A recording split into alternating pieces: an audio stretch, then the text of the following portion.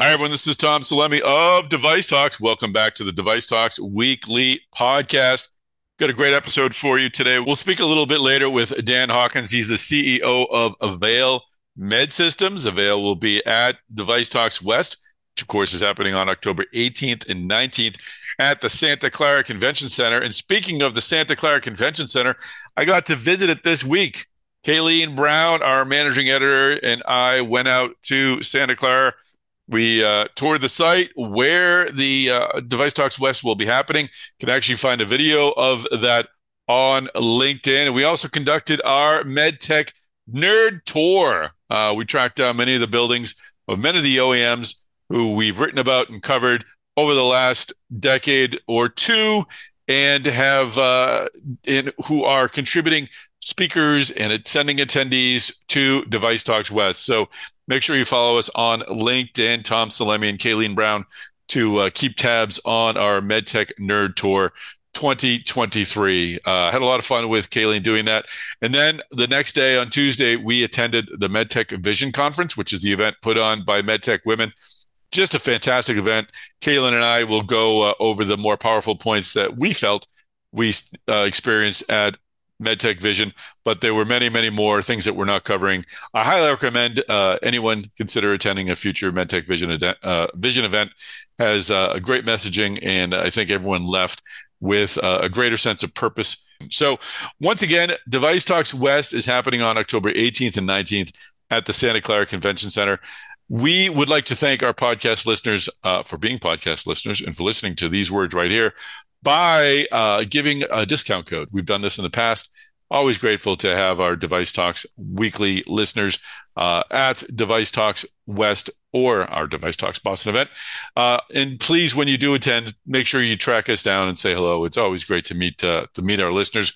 You can attend Device Talks West for 25% less if you use this code DTW25. So DTW, that obviously stands for Device Talks Weekly 25. So when you're registering, just type in DTW25. You'll save 25% off the full price of $695. Again, we'd love to see you at the Santa Clara Convention Center. Go to west.devicetalks.com to check out the agenda. All the speakers, will have over 60 speakers. I'm thinking it's actually going to be over 70. And they're the people you want to meet, and they're the people you'll need to know to help you get the job done. So I hope you'll join us at Device Talks West. Again, go to west.devicetalks.com or just hit devicetalks.com. You'll find the page for Device Talks West. Join us on October 18th and 19th at the Santa Clara Convention Center. Finally, I didn't say this at the end of the show, but please do subscribe to the Device Talks podcast network so you get future episodes of Device Talks Weekly, Intuitive Talks, Abbott Talks, Boston Scientific Talks, Stryker Talks, and more talks are coming. So subscribe to the Device Talks podcast network. All right, that's it. You've got your discount code. You've got your plea to join us at Device Talks West on October 18th and 19th. And let's get this podcast episode started. All right, you ready for this? Ready.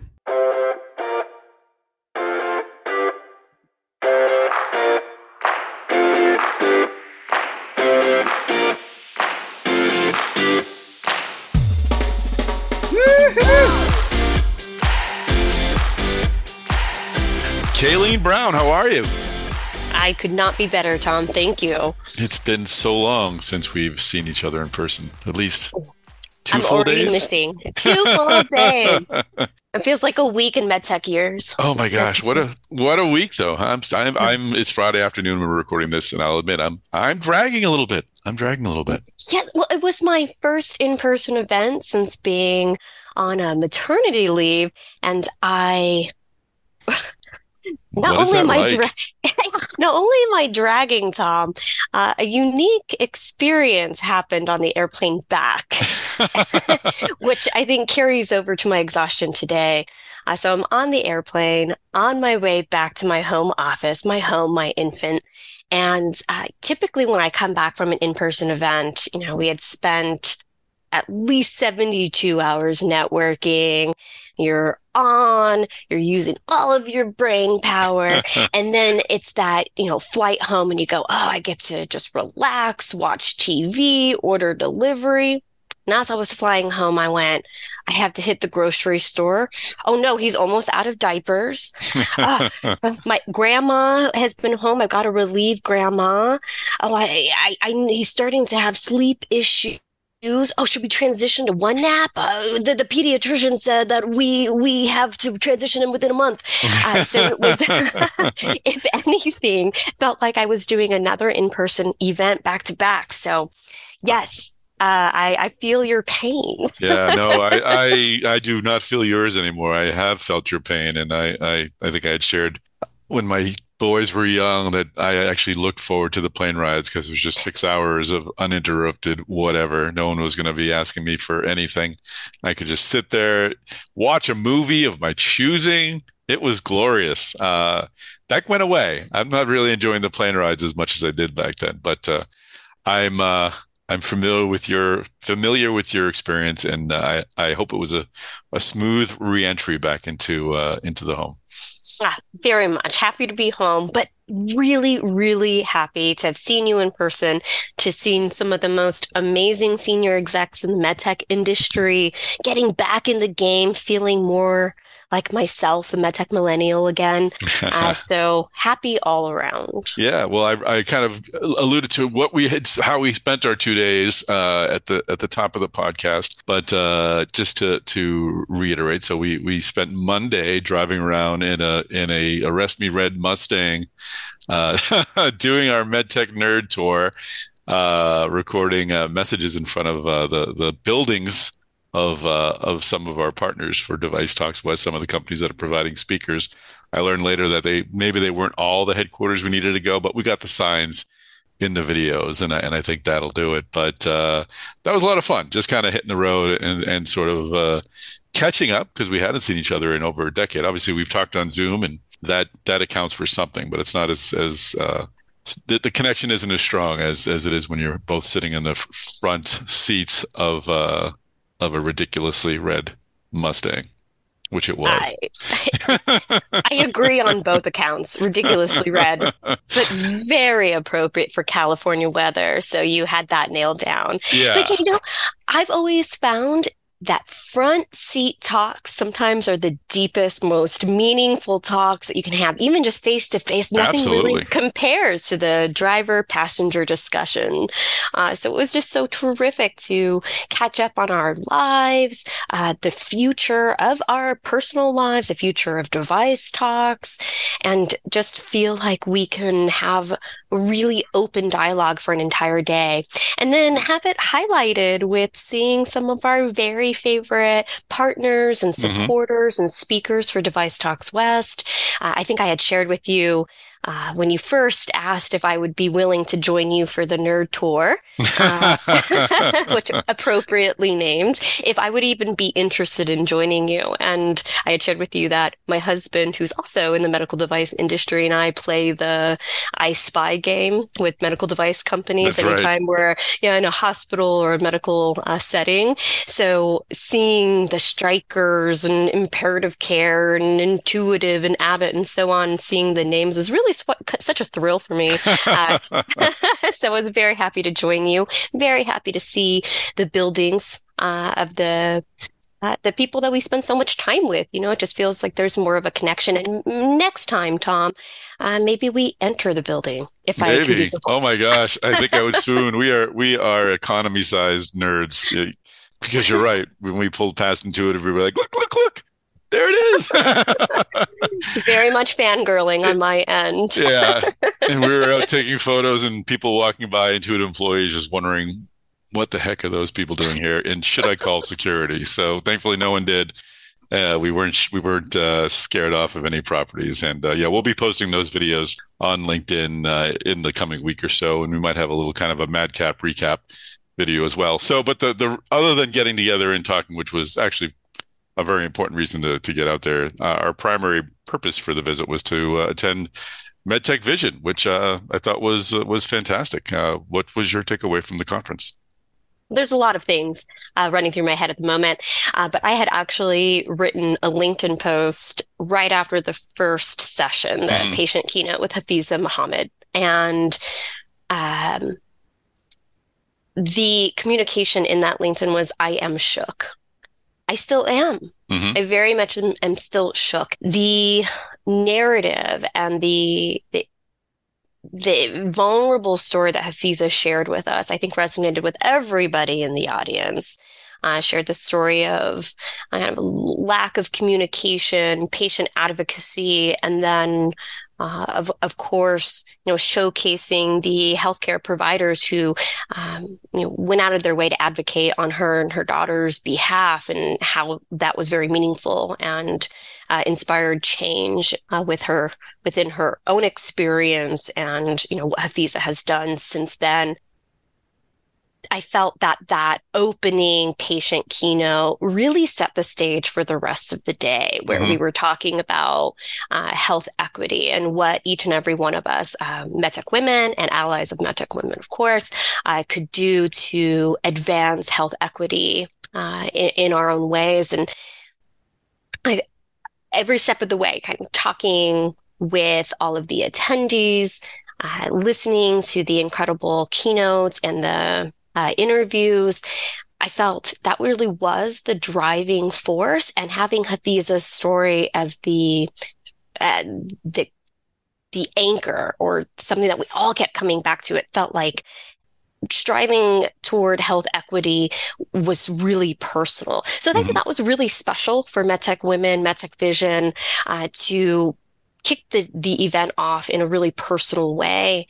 And it felt, at least from my perspective, that I had an investment in these discussions, an investment with every conversation I had throughout the day, and a responsibility to do what I can do to advance health equity, and what you and I can do together with the DeviceTalks platform to amplify the right messages and put the right messages in front of the right people to take those steps forward to health equity. So like I said, there's a lot going on in my head right now, and I still need time to really process and to take away and think through what, and I said again, responsibility, but think through like what I can do today, what I can do next week, what I can do the week after, and so on and so on.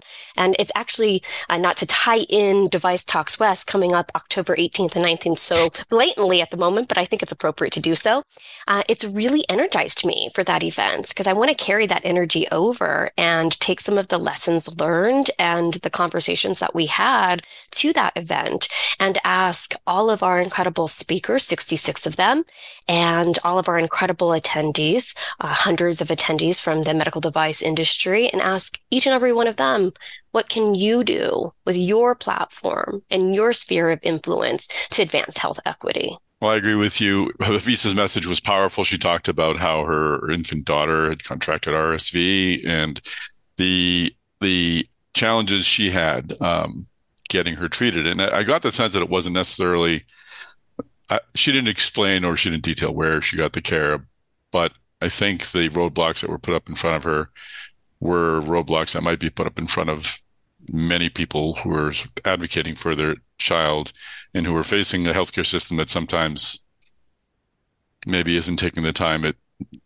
that's necessary to ensure that the care delivered is the care that's needed. But one of her charges at the end was to everyone in the room, the medical device industry folks in the room, and there were over 200, to consider developing more devices, more tools to treat infants and young children, which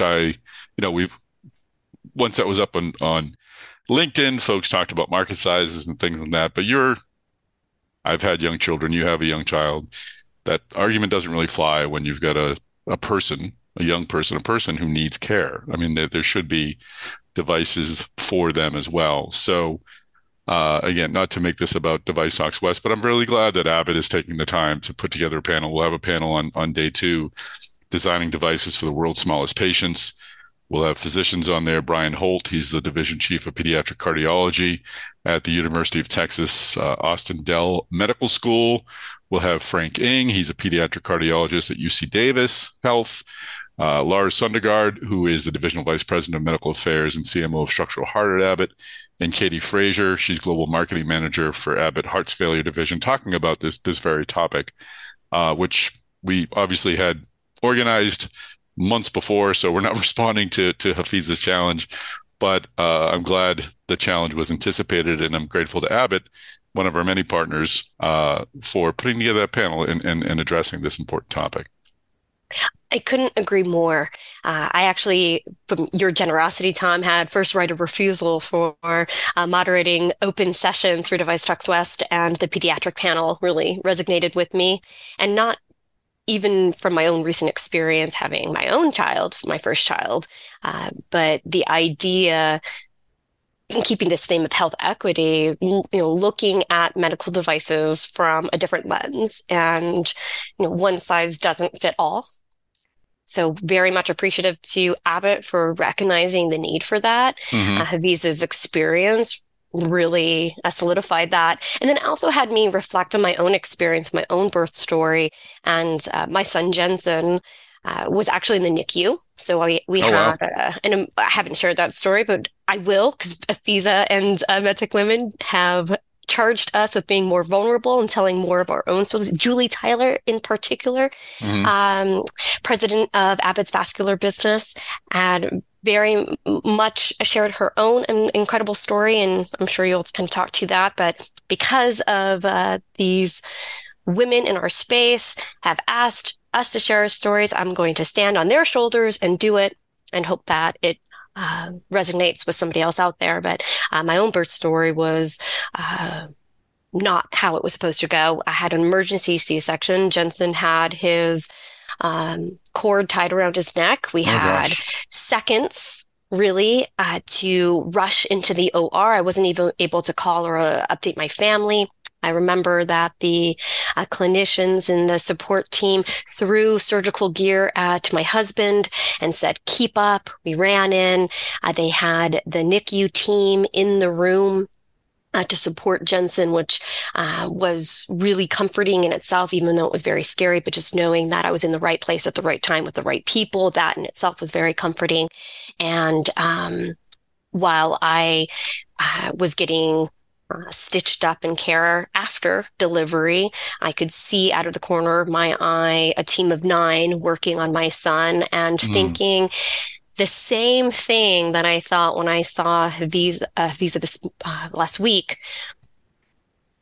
or I guess it was just this week, that these devices, this equipment, oversized equipment on this tiny, tiny little baby, and that almost more than anything else was scary.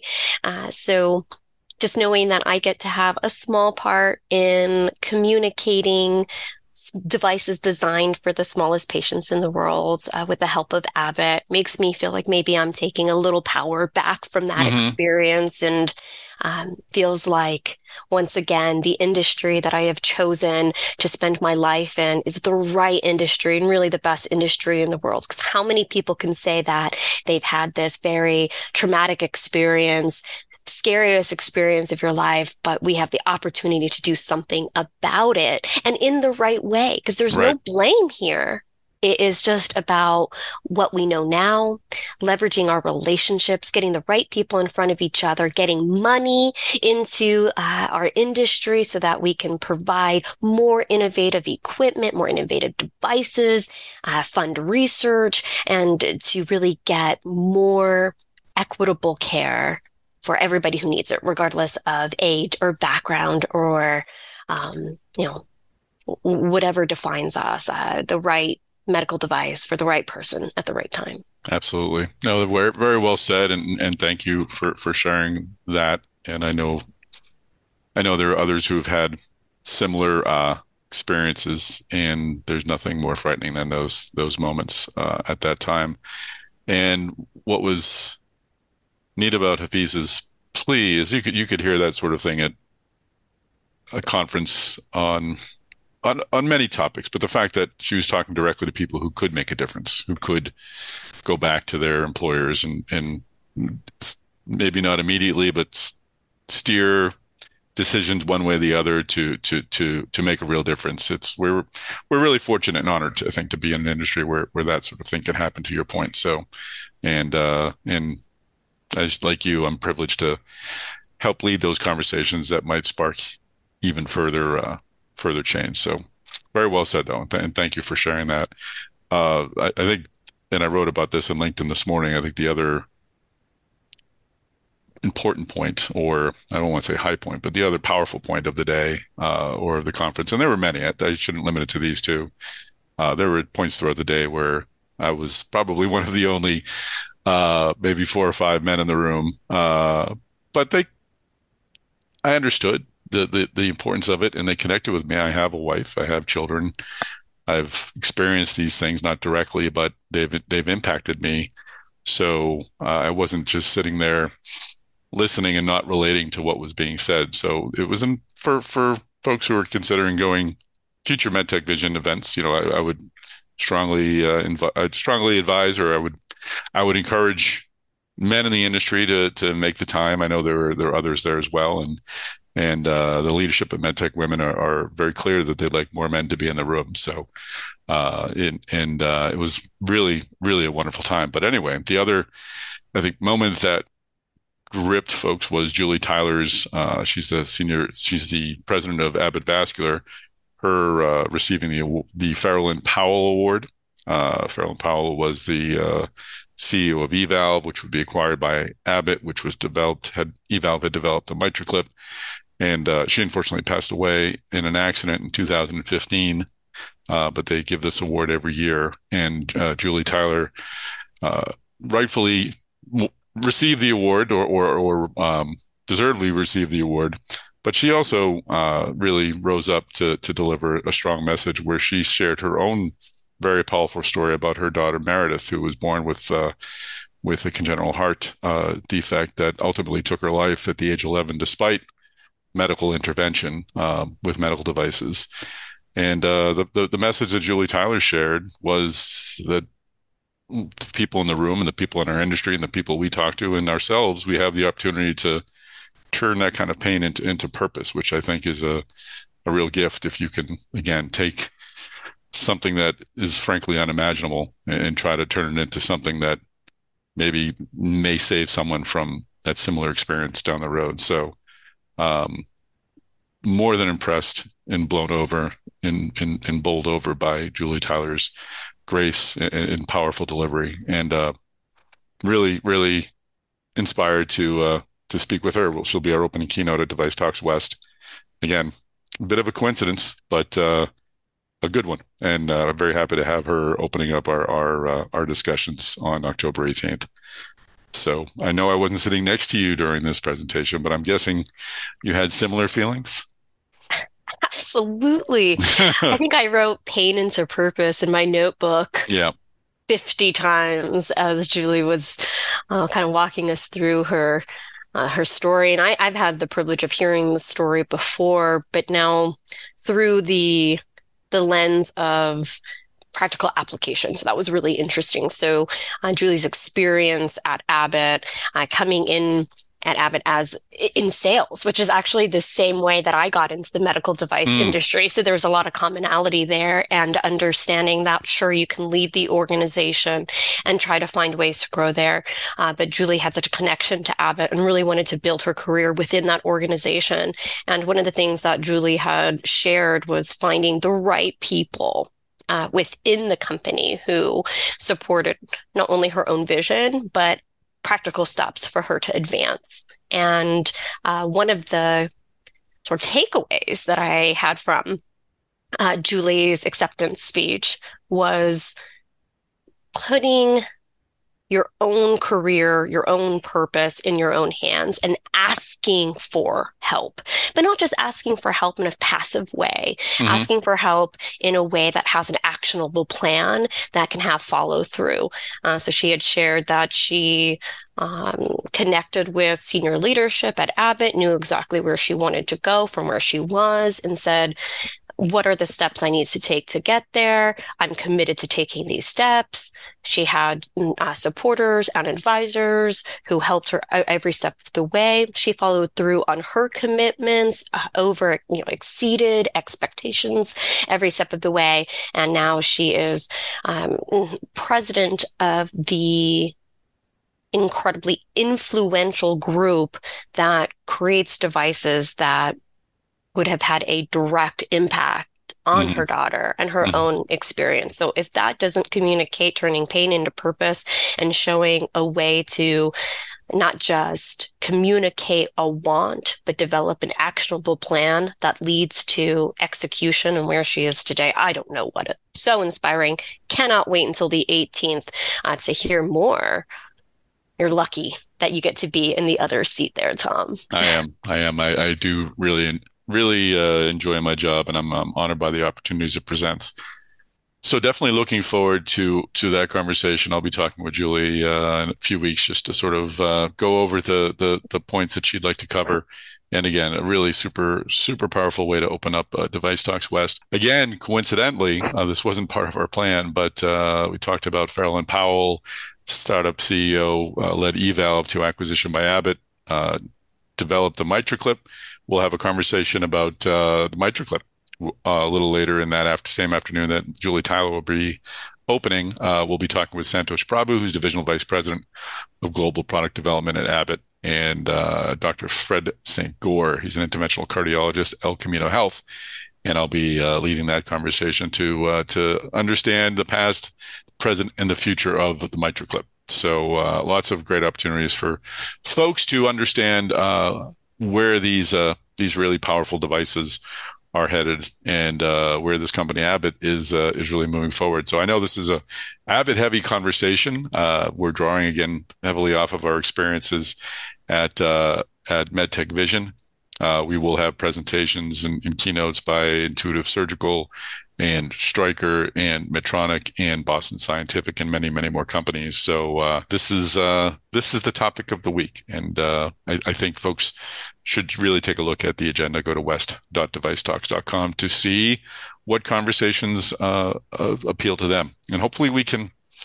I would love very much if folks left our meeting with the same feeling that I think we left MedtechVision. I don't know if we'll have as powerful effect, but I hope our conferences are empowering and give folks the sense that they can make a difference in some regard, and develop a device that needs to be made, complete a project that needs to be completed, and to ultimately help patients who need to be helped. I hope we're able to achieve that.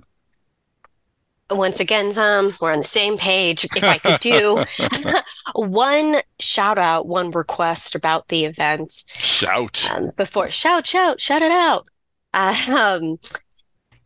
You and I have really tried to open up the conversations either on our podcast, our web series, our in-person events, our webinars. We've tried to open up the conversation and ask for the industry stakeholders to share what information that they're looking for, what they want to hear. And part of that initiative that you and I have sort of developed was opening up an opportunity to ask a panelist. So I'm going to implore to all of our medical device supporters in our space, regardless if you're on the ideation side, the commercialization side, the FDA, IP side, research, it doesn't matter, where you touch the full medical device product continuum.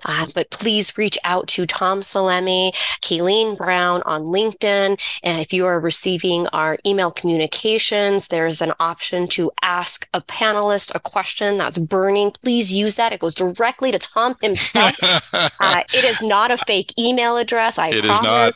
And I real. actually giggled when you told me push the button, and I pushed the button. I might have even squealed. I'm not sure. It was that neat. So yes, you'll have a direct line. That's the red line, the red phone, the bat line, whatever you want to call it. You'll get it right to myself, and I'll be sure to to share it with Kayleen immediately. Please do use those buttons. It would be great to hear from folks and hear what they want to have discussed at Device Talks West. It'll be great. The conversation is not just one way. It is multifaceted, multiple opinions on it. So please reach out. Let us know what you want to hear. We'll connect you to the right people, because that's really what Device Talks is. Getting the right people in front of each other to forge relationships, get innovation moving forward. And we need your help to do that. So hopefully we see you there. If not, connect with us on social, so be part of the digital presence, and never hesitate to reach out to me and Tom. I'm going to speak for you here, but reach out to Tom as well if there's anything that we could do to support you and amplify your message. That is why we are here. Absolutely. We will we'll do our social media sign-offs after this interview with after the interview with Daniel Hawkins, who's the CEO of Avail Medsystems. But just to circle back, I do want to thank MedTech Women for their partnership. We were happy to help them promote MedtechVision. We're happy to have MedTech Women's help in promoting DeviceTalks West. We've really worked with a lot of great partners, and I could name a few. Obviously, MedTech Innovator is a big one, but what I've also enjoyed about this conference process is the willingness of all of our organizations to help each other and to ensure that all of our events are important, all of our events are powerful, all of our events are supported, and it's a special. This is a special industry that we're part of. I know you and I have been blessed to be part of it for a long time. We worked together. What did we do the math? Was it 15 years ago when we started working? 16 years ago. Eek. So, and we're still here. And we're not going anywhere because there's nowhere else we'd rather be. So, thanks to everyone who's helping us make DeviceTalks West a success. We're truly grateful. Hi, everyone. I just want to let you know, I recorded this interview while I was at the Mullings Group Studios. And so Daniel and I were talking on camera, and we'll have video excerpts of that, perhaps the whole interview, later next week. So enjoy this audio version of my interview with Daniel Hawkins of Avail Medsystems. Well, Daniel Hawkins, welcome to the podcast.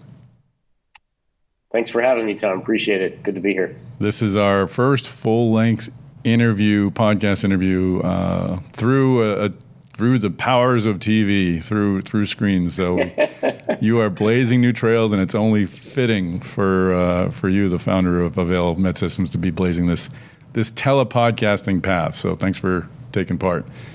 Absolutely. So with all the podcasts, you were actually on the podcast in its early days. I think it was September 2020, so a few months after we had launched it for the reasons that were necessary at the time. But so I won't ask folks to go way back and to kind of revisit your background. We'll just do that right now. As always, we'd love to learn about folks and their path into MedTech. You founded many companies. We can review a few of them in a moment, but what was that first thing that drew you to the medical device industry? It's a bit of a bizarre one. It was a combination of an entrepreneurship when I was really young and the fact that my dad's a doc. And the combination of the two of those together, it just felt natural. I wanted to be in medicine in some form or fashion. And back when you could pretty easily get people into procedure rooms, I'm old enough to be able to say back when I was 18, before college, my dad had me in an operating room, in an OR, and I got to see a little bit of a procedure. And it was interesting what was happening on the table, but the back table was fascinating, right? So for me, it was a mashup. It was a combination of business and medicine together, and I'm more of a touch and feel mechanical guy, if you will, and that just made medical devices a natural. And then really the other reason, Tom, is my dad treated patients one-to-one, and I had this burn and itch to make it one-to-many. And the better way to do that is through technology that enabled the surgeons, the men and women who do that every day to take care of us as patients, to do more and do better. So that's what got me there. That was the reason why. I have this image of your dad trying to get your attention, like saying, "Come over here. This is where the action is," and you're looking at the back table at all the cool gadgets. I'm in the back table. What is this thing? A stapler? What?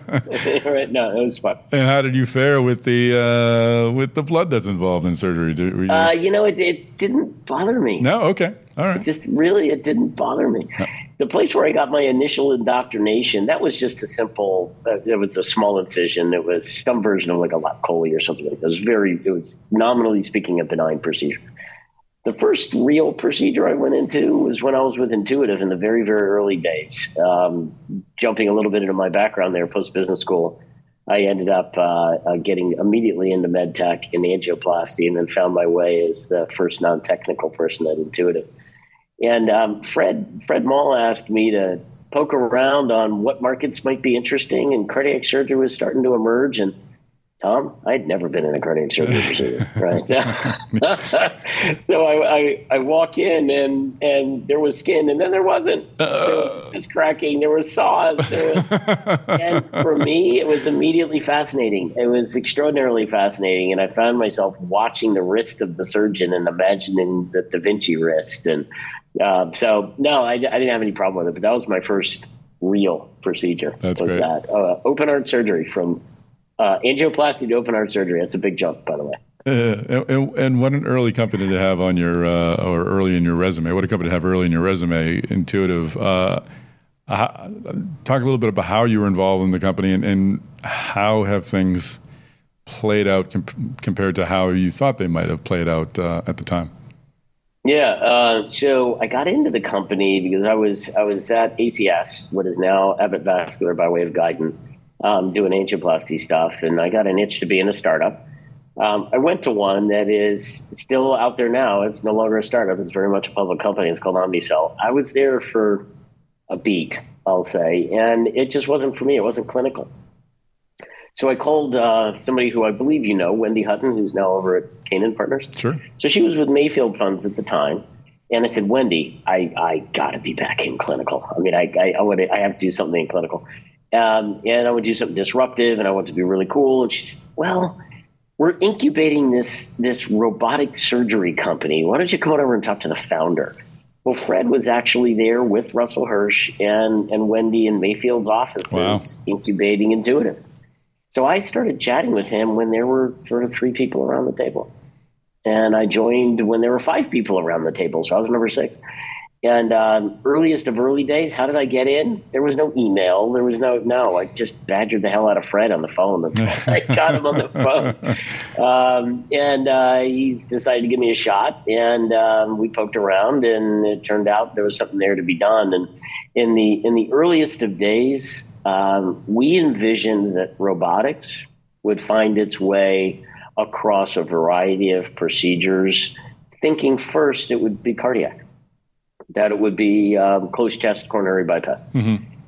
And that turns out to be a really not good application because you need to manipulate the heart in ways that are really just not feasible using robotics in a meaningful way.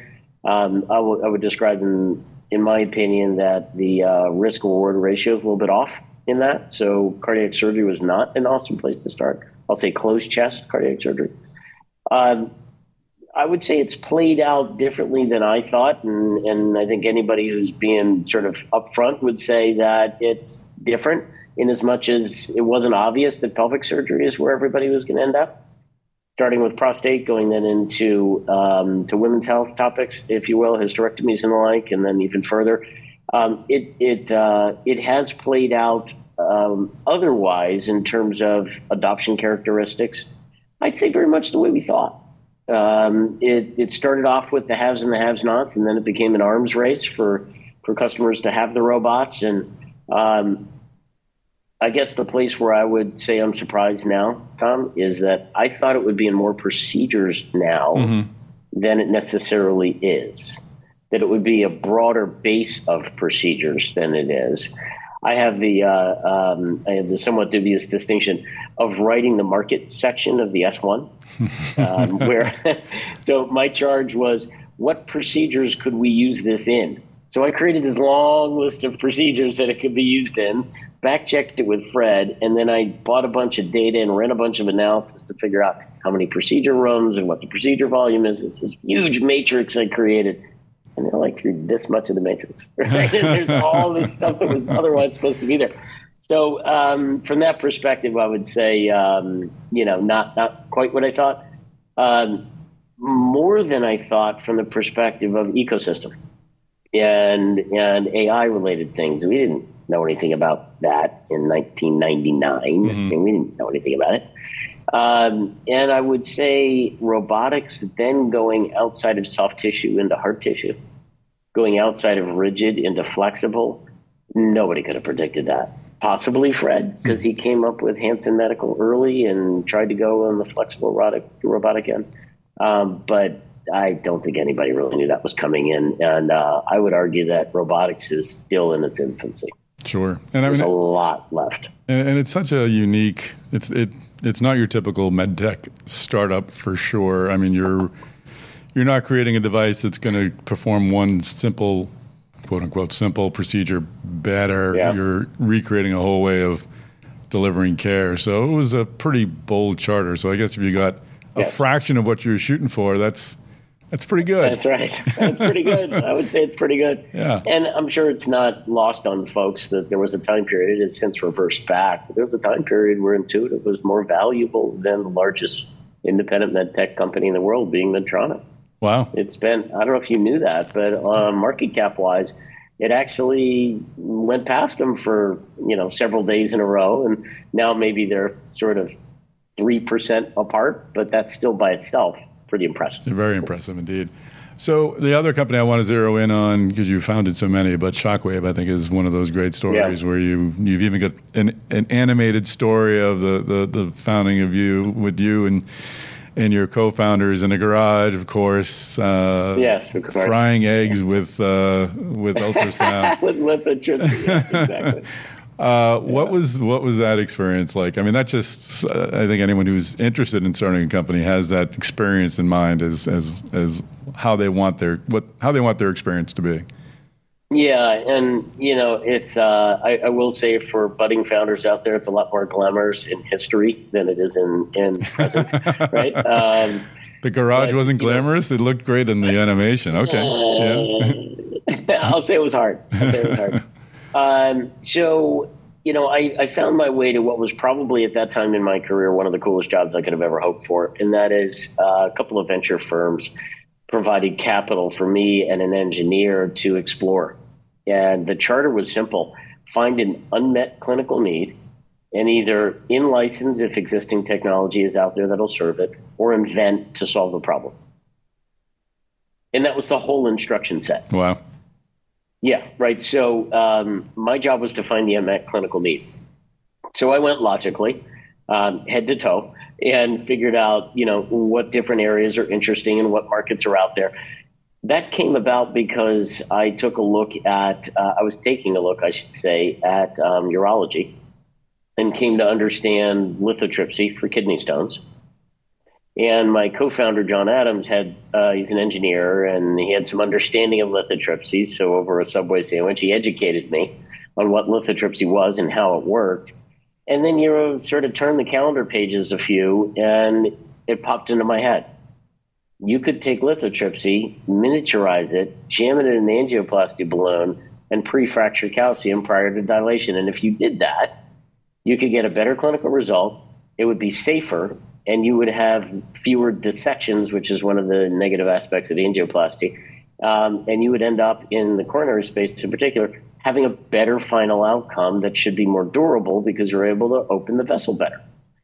And lo and behold, it worked embarrassingly more successfully than I thought it would. And the company got launched in that way. I will say, though, the part that was hard is we came up with all of that in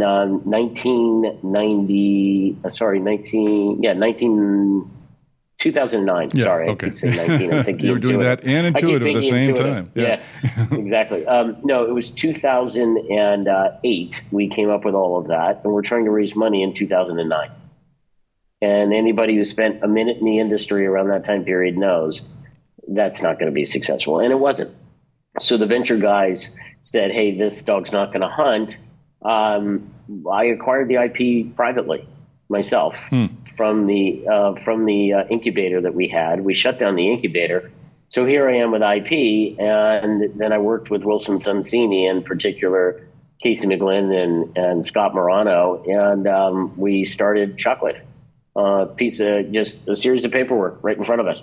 Shut down the incubator, take the IP, shut down the incubator, license the incubator to a company we had formed 2 minutes ago called Shockwave, and go forward with Shockwave on angel money. We did that for 3 years, friends and family in Angel. And then in February of 12, Fred Mull had led a process of financing and led what became our Series A. And in February of 12, I took over as CEO full time. and ran that for 5.5 years.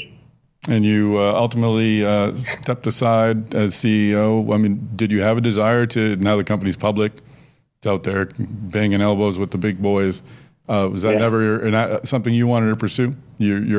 I did not want to run a public company, candidly. I invented the technology when my now almost 16-year-old son was born, literally. Wow. The first email that, and this became a patent-related thing, as you might imagine, but the very first email that was shot around that talked about angioplasty with lithotripsy built in was days after my son was born. Now, you fast forward, and he was about 9 years old when I made the decision to step aside, and Doug Gottschall came in. And candidly, Doug's done a way better job than I could have, because I'm better on the front end of things. Yeah. Ideation through, some segment of, I probably could have been just fine until 20 or 30 million in revenues, but I'm not the guy to take it from sort of 30 million in revenues to 680 million in revenues. That's a Doug Gottschall thing. Mm-hmm. And he's done a beautiful job doing that. But really, Tom, we had just finished our Series C. And one of our investors was T. Rowe Price, and I knew we were going public. And I thought, wait a minute, no mas here. I mean, I'm literally never going to see my son. And in the year prior, I had traveled more than 250,000 miles on one airline for Shockwave. And I thought, I just can't do this. So it worked out well. So I was able to start Avail, and that's the rest is history. That's a great reason to make such a decision. So let's move into Avail. As I said, you and I came to know one another in 2020 when companies like Avail, which were bringing some sort of telepresence, we'll say, I don't want to say telecommunications, to the ORs to sort of combat the limits of COVID, we're coming to the forefront. However, Avail predates that. I think it was 2017 you started. So talk a bit about the origins of Avail, and then we're going to talk about I think maybe there were multiple iterations, or maybe just I have multiple perceptions, but I'd like to follow Avail through its growth. Sure. So the idea for it came really, in some respects, for me, I'll say my version of the idea for it came on the heels of all that 250,000 miles in travel that I described. So probably one of the craziest stories I have, true story, is that we needed to enroll a couple of patients into the Shockwave peripheral vascular regulatory trial. And there are really two people in the company that could support the physician in Auckland, New Zealand for that. And one of them was at the time a practicing cardiologist, and the other one was me. So I drew the straw because the practicing cardiologist couldn't break away, right? We would otherwise trade back and forth, and he couldn't break away. So I was like, all right, fine, I'll take another one in a row here. And I flew to Auckland, New Zealand. I land probably 7 or 8 in the morning, whatever it was. I went straight to the procedure room, did 3 procedures, had dinner, and I flew home. That's crazy. Yeah. That's nuts. And, you look at that and you kind of go, wait a minute.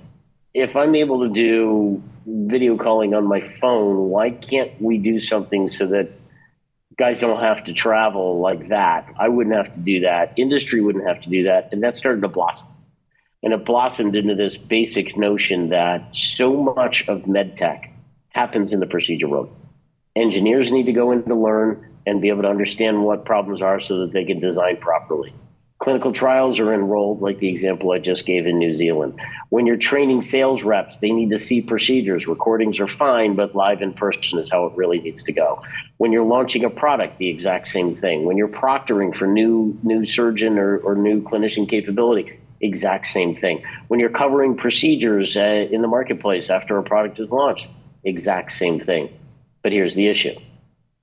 Fundamentally, if you take a look, wind back to when I started my career in 93, there were about 5,000 hospitals, maybe 5,500, maybe 1,000 ASCs, and they were mostly gastro with a couple of other things in there, but mostly gastro.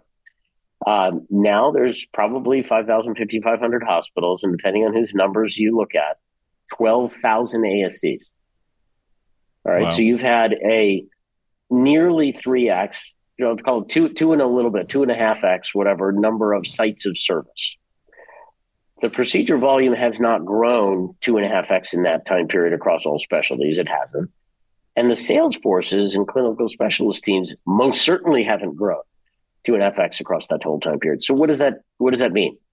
It means on average for each site of service, you have fewer procedures than you used to by ratio of the amount of time people are spending in there. And let me draw a very specific example that hits home for those in orthopedics. When hips and knees moved to an ASC environment, right? So they used to be just in acute care, and then they started being reimbursable in ASCs. In many instances, and we watched this happen, 40, 50% of procedure volume moved to ASCs from the acute care setting. So you had a sales representative and a clinical specialist who would otherwise cover procedures in an acute care setting. And I'm going to make it up and say that's 500 cases. 40% of that moves over. So now you have a couple of hundred cases that are now sprinkled across a couple of ASCs in that same geography. So that same team now needs to cover acute care and multiple ASC environments, but it's the same people. Mm-hmm. They didn't add people. So now they're running all over the place, right? And that running all over the place is really inefficient. And what was historically 60+% of field person's time spent in physical logistics has gone up. It's even higher than that, depending on the industry category. That's extraordinary when you think about the cost of the folks that are out in the field, the value they provide, and then the fact that if they're in a room, they can't be anywhere else. If they're driving, they can't help anybody, right? So how do you as a medtech organization effectively maintain the relationship with your customer when you're spending more and more time running all over the place? You can't add more bodies because Wall Street's got pressure on your income statement. So what do?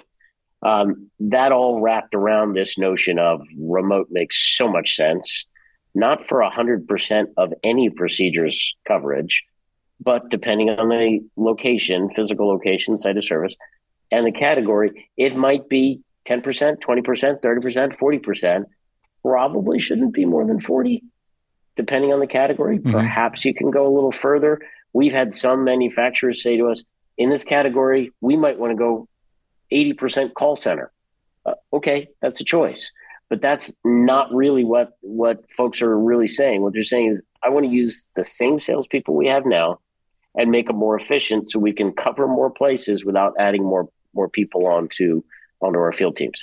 And that's what the industry is doing with respect to remote and procedure coverage. Speaking holistically, and I want to get into exactly what Avail is offering in a minute, just a brief description of the system so people know what we're talking about. But I don't think I've given enough attention to how that migration of procedures to smaller clinics, to ASCs, has really impacted MedTech overall. The companies, how they interact with customers, but also the innovation, the way you're approaching care, who's performing the care, what the patients need, follow up. They're not staying in hospital beds, they're going home. You've been creating medical device companies for a couple of decades, medical device companies and devices for a couple of decades. Is it considerably different doing so now than it was a couple of decades ago? Absolutely. Yeah. Absolutely. And I'll share an anecdote as part of my description of how the industry has handled it.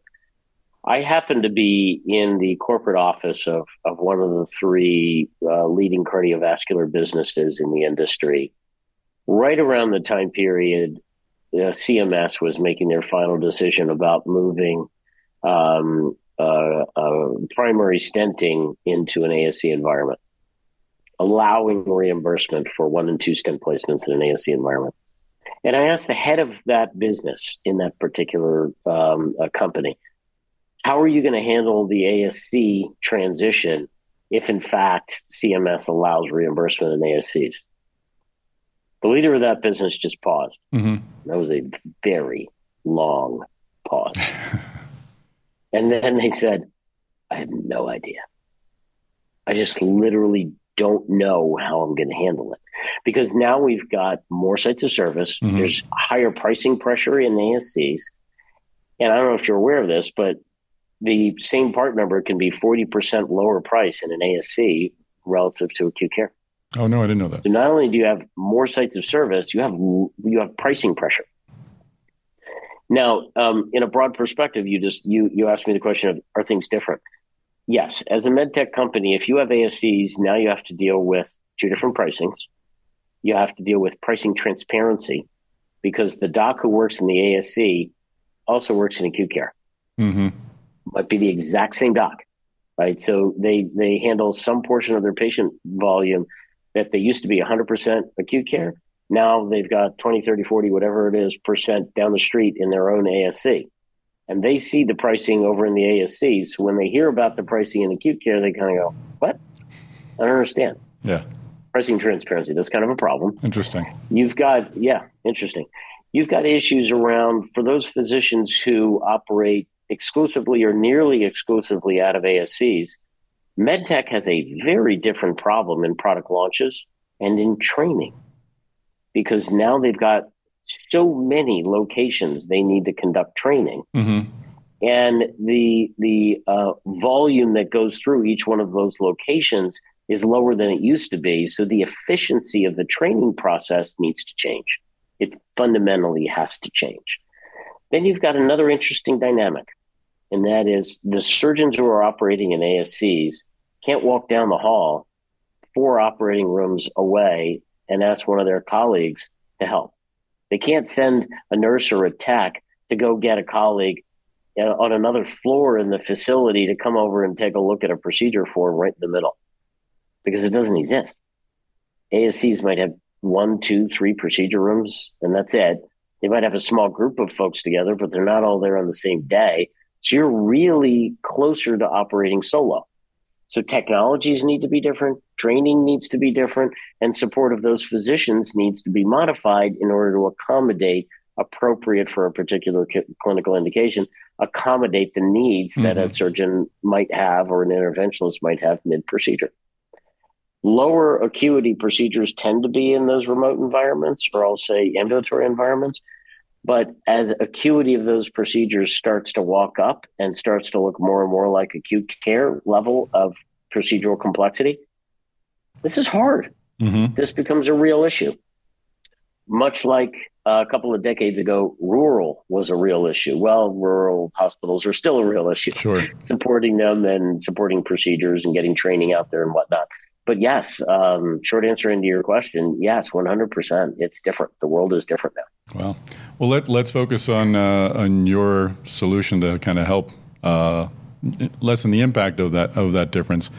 Talk quickly just about, give us a sense of what the Avail system offers. I think we all have the function in our mind, but what is physically there in the room?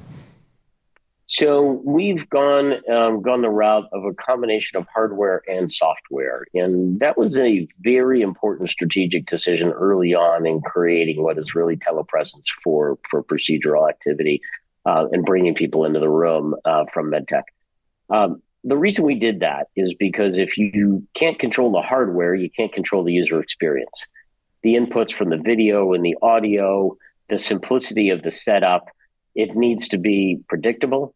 It needs to be very quick to set up, and it needs to be very, very consistent and very, very reliable. So in order to do that, we built a tower of sorts. It's on wheels. It can be taken from the back wall, put next to the table. Mm-hmm. It has a screen on it, plugins for intraprocedural imaging, think angio, echo, robotic surgery feeds, laparoscope feeds, whatever it is.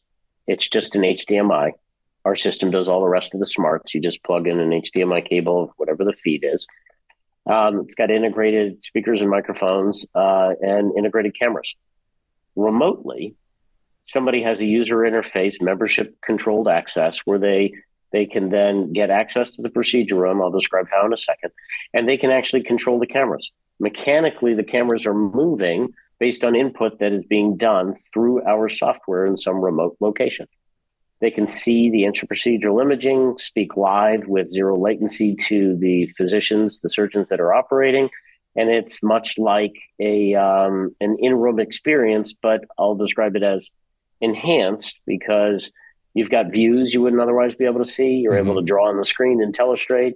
You can put up multiple video feeds on the screen at the same time. You can bring in third-party software into it, and I think we should probably chat about that a little bit, so that you can bring in workflow management software or AI or ML-driven software. You can't really do that so simply if you're in the procedure room, so we've enhanced the experience. But fundamentally in the room, you should think a cart/tower sort of thing with a screen on it, a boom arm, a couple of cameras, and wires going to imaging equipment and to the wall for power and Ethernet. I want to talk in a moment about how your medical device company partners are employing all of that, but you mentioned the software element. What is the significance of that? You I think, made reference of that at DeviceTalks West last year, since I know we had an article about it in Medical Design and Outsourcing soon after that.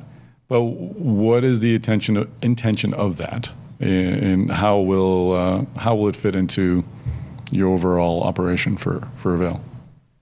So one of the other advantages of hardware is that we've got computing power in the operating room.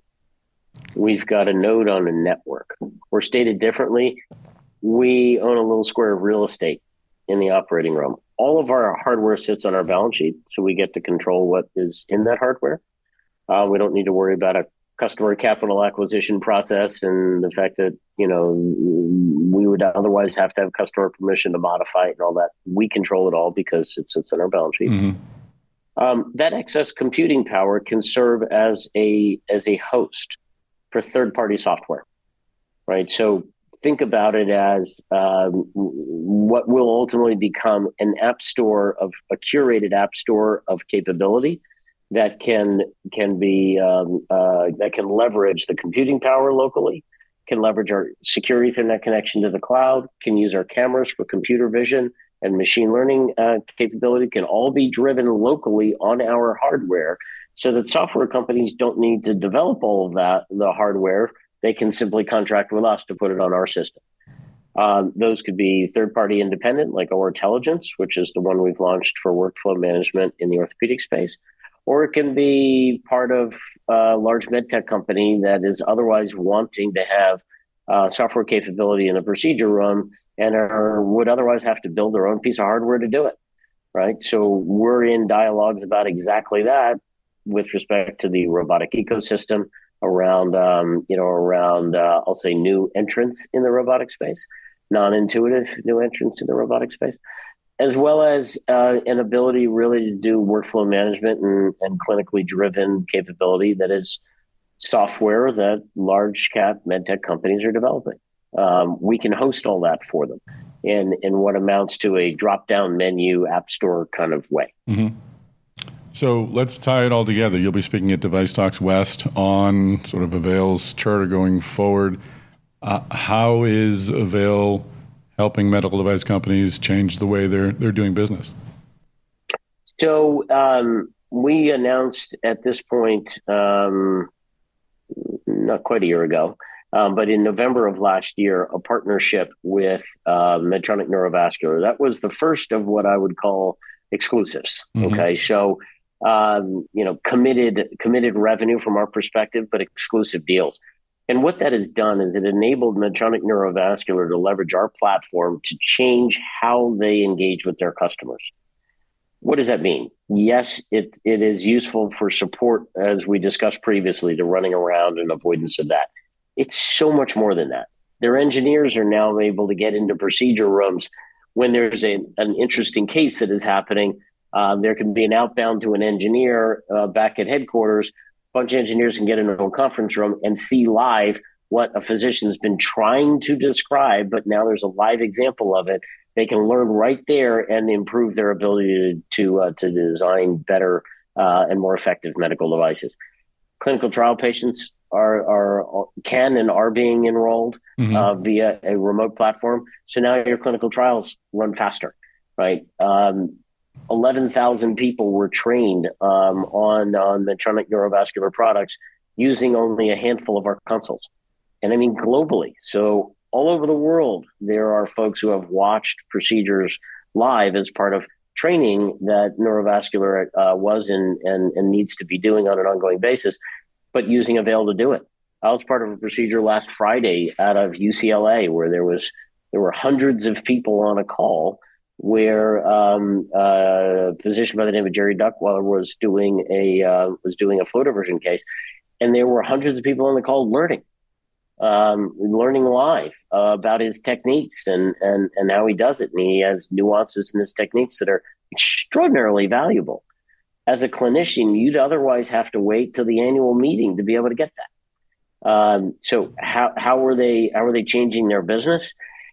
They're bringing folks from outside of the procedure room at will into the procedure room, not only to enhance the relationship between the company and their customers, but enhance their ability to train and propagate their technologies across the clinical community that they serve.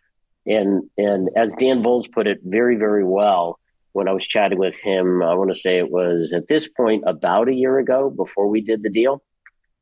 He said, Daniel, the future of the neurovascular space requires that today we change our business model. And I want to change our business model and build it around remote. Make a remote an integral part of what we do. And our salespeople are going to leverage it. Our field teams are going to leverage it to be able to reach customers they can't otherwise reach with the frequency that they'd like to.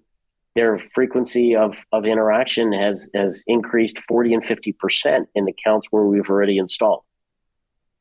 Increased, right? So with that, now you have a better relationship, and that should propagate a future of most certainly, more procedure support that hopefully leads to more utilization past that. In addition to all of that, they've brought their engineers in and created tighter relationships that way. Well, what we did by doing that, Tom, essentially we kicked a hornet's nest, right? So that was last November. Since then, we've had inbounds come to us, and we're currently in dialogues for exclusives in electrophysiology and CRM, general surgery and robotics, spine, craniomaxillofacial, lung, gynecology, lung health and gynecology, and vascular, and it just continues, right? So, before we started, you asked me how I'm doing. I'm busy. We're definitely really busy because there's interest in leveraging remote to change business models. So the opportunity for exclusivity, just if you would just dive into that a little bit. What was it that convinced you to go that route? Because I imagine can be an argument to be made for opening up to everybody. Why not? You've got Medtech, Medtronic Neurovascular. You've got a lot of other neurovascular companies that would want to do it as well. What's the power of exclusivity for Avail? And I can envision it for your partners, but just expand on that a bit. What does it provide to both parties? So really, we started off, Tom, with a business model of we're going to put one of our consoles in a procedure room. And if you're a member of the Avail network as a manufacturer, you can use that console and you pay us for the time that you used, right? So we were charging time-based utilization. And if you didn't use it, you didn't use it. And we poked around and did our customer research when we started to see lots of dabbling, but not the kind of true committed lockdown engagement that we anticipated we would see. The number one thing we heard was, well, to start using remote, Daniel, it's going to force us to change our relationship with our customer a little bit and get them used to it. We don't want to be the ones to carry that water if our competition can come right behind us and leverage the work we just did. So if you're willing to do it exclusively, that's a little different. And we heard that a number of times. And candidly, the very first exclusivity conversations we had were for north of 1,000 deployments in locations all over the United States. But it was not utilization in the way that we thought best served what we were trying to do at Avail with a broad-based sort of change the way you do business way. The very first one of those came from Dan Bowles and the neurovascular team over at Medtronic. And since then, the rest of the industry has started to watch what's happened there, heard about it, seen the press, seen what's happened on LinkedIn and has otherwise been announced. And they're starting to say to themselves, gee, I'd like to replicate that. And those are the segments that I started to describe. Mm-hmm. Some of those are, of course, within Medtronic, and most of them are not. And we're seeing that kind of feedback come back saying, hold on a second, you mean I can do this? Well, yeah, you can. Can I get my engineers? Yeah. Can I enroll a clinical trial? Yeah. So our advantage in all of that, Tom, is that industry's dabbling tasting menu, mm-hmm. exclusives make it interesting for industry to sit down at the table. Now let's figure out a way to really change our business model. And that's happened in a variety of segments. So right now we have domestic and international exclusive dialogues across some of the categories I described because of that. Fantastic. Well, I know you were kind enough to have Medtronic Neurovascular and yourselves at DeviceTalks West last year mm-hmm. to announce the deal and to take questions from the audience. And I remember the room was ridiculously packed. Yeah, it was. We needed a bigger boat for that one. I'm looking forward to having you at DeviceTalks West this year. No pressure. I'm not looking for you to pack a room again, but it would be great if you had some big news to share. But regardless, I hope folks will join us there and get a glimpse of what Avail is offering for the future. So, Daniel, thank you for joining us on the podcast. Thanks very much, Tom. Appreciate it, and looking forward to DeviceTalks West as well. It's always a great one. All right, well, that is a wrap. Kayleen Brown, this is the time where we get to invite people to reach out to us and once again, let us know. Other than pushing the little button on the email, which again is the coolest thing ever created, how can folks find you out there on social media land? Well, on Twitter, now X, I am at I always laugh at that now. I am MTech Millennial, so short for MedTech Millennial. That's MTech Millennial, or you can search for Kayleen Brown. And on LinkedIn, I am Kayleen Brown. And as I heard this week, Kayleen, you are everywhere. So hopefully it'll be easy for you to find me on LinkedIn. I really do encourage you to connect. And then you can also email me directly at kbrown@willingtoworkhardermedia.com, WTWHmedia.com. Look at you. You've got the email stated clearly. I always stumble over that one. So I'm glad you're able to get that one out. I'll piggyback off that. My email, as you can find out if you click on those cute little buttons on the emails, is tsalemi@wtwhmedia.com. But of course, find me on LinkedIn. I'm not Xing much anymore. That's just a little dumpster fiery, and I'll just stay away. But glad you millennials have more resilience than I do. But great, Kayleen. Well, it was great to see you this week, and it's great to talk to you on Zoom. And I'm really excited about the cool stuff that's going to happen, not only at DeviceTalks West, but at DeviceTalks. We had a little bullet point. We're going to talk about future projects, but I think we can save that for a future podcast. But folks, trust us. We got a lot of cool stuff coming your way. So buckle up. Make sure you follow DeviceTalks on LinkedIn. Make sure you're connected with Kayleen and myself, of course, Mass Device as well. And you will not be disappointed, and you will be well informed and wildly engaged, we promise.